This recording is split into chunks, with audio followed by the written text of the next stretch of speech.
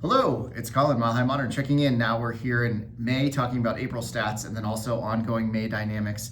And I want to start with solutions.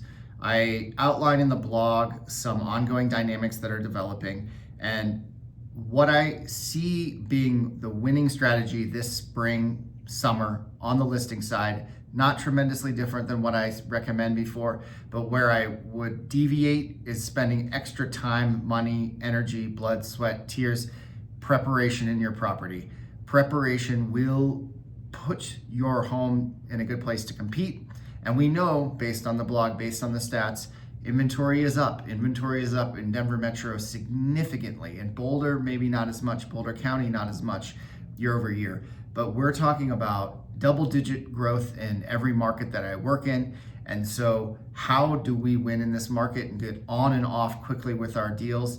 Other than pricing them appropriately, we want to make sure condition lines up. That is the one item we can control. We can't change the layout. Well, we can, but most people don't do that before they list. And we certainly can't change the location. Preparation on condition, crucial. On the buy side, it's an interesting time because you may be competing if you're going after the belle of the ball, the best in show home of the neighborhood of the week. However, it's really I would say it's very smart to be strategic about what type of transaction do you really want to execute. Do you want the belle of the ball, or are you talking about truly the opportunity to get into a neighborhood where previously perhaps you were priced out of, given to a property style that previously you thought you were priced out of?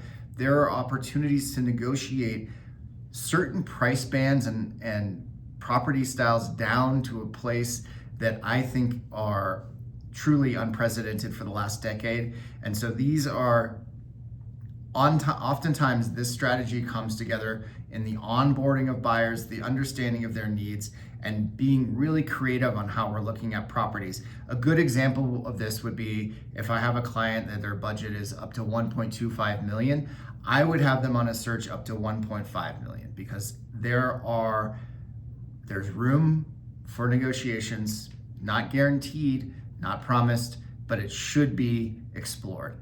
And all of that to say, so there are two solutions that I have going on, the two buyer-seller dynamics going into spring, summer that I think will win and will do very well, is we're still in a very strong market in the Boulder and Denver homes market. I think on a lot of the headlines, you're going to see some uncertainty, certainly with our geopolitical global dynamics. There is too much volatility to feel really well grounded in what's going on. But the fact that we're seeing a little bit of price erosion doesn't scare me. The fact that we're seeing a lot of inventory growth doesn't necessarily scare me.